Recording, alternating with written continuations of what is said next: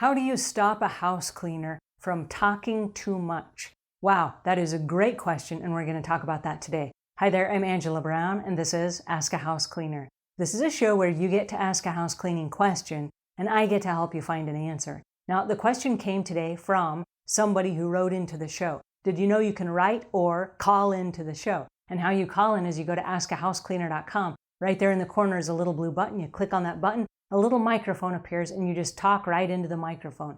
That sends your question to me right here at the show. Now, if you want to write in, you write into me at angela@askahousecleaner.com. All right, on to today's show. A woman who hired a house cleaner says, my house cleaner gets to my house and she just starts yakking. And she's got all these problems and she's got all this drama and she just keeps talking and talking and talking and it's exhausting. How on earth am I supposed to make her stop? All right, well, that is a fair question. And the answer is you're the homeowner. And so therefore, you are in charge. Now, unfortunately, there are a lot of house cleaners that haven't had proper training and they don't know that we're supposed to only spend 60 seconds when we get into a customer's house to have greetings like, hey, how you doing? How's your dog? How was your weekend? That kind of stuff.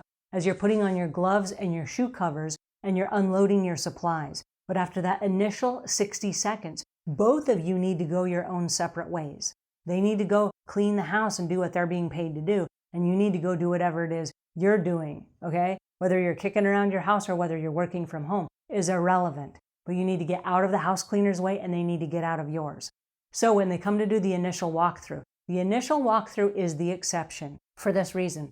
You are going to talk and you're going to build some rapport and you're going to decide on that initial walkthrough if you are in fact a good fit for each other.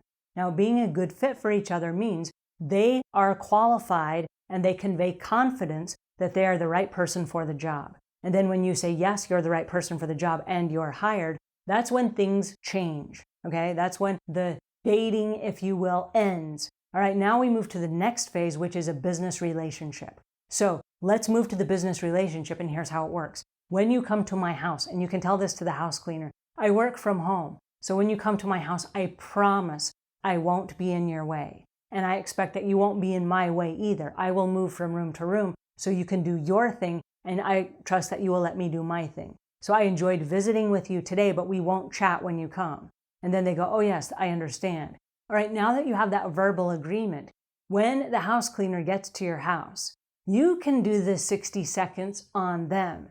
You can say, hey, it's great to see you. How was your weekend? Yada, yada, whatever. And then if they start chatting and they start going on and on and on and go, oh, hey, you know what? I got to get back to work. It's so good to see you again. I will stay out of your way. I promise not to interrupt you. And then bolt. Just like you said you were going to do, just bolt. Because if you stand there and you enable them to continue on, what you're doing, I know it's nice, and I know you're trying to be friendly, but what you're doing is you're enabling them to be a drama queen or whatever, and you are announcing that you are the free therapist. That's what's happening. And then they come back and assume, well, she chatted with me for 45 minutes last time, so I assume she's going to chat again for another 45. The answer is no. They're on the clock. They are your employee in this moment. They are on the clock. You are paying them for a service. Get out of their way and let them do the service you're paying them to do. Because if you stand there and chat, they're eating up your time and your money. So if they are chatting too long, either you need a new house cleaner or you need new boundaries. So I'm not trying to be ugly, but what I am saying is right immediately, you need to set the boundaries. So if this is a house cleaner that keeps coming in again and again, and you love this house cleaner and you don't want to fire them, that's awesome, okay? Thank you very much for that. Okay, so right now you need new boundaries. So as they come in, just say, hey, listen, I know we've had so much fun chatting and whatever, and if we want to chat, that's fine, but we're going to need to move it to a coffee house after hours because I feel like I'm eating up your cleaning time with all the chit chat. And I don't want to do that. I want to be fair to you and give you the time that you need to clean my house properly. And so I'm going to back out. I'm just going to get out of your way and I'm going to let you do what you're being paid to do.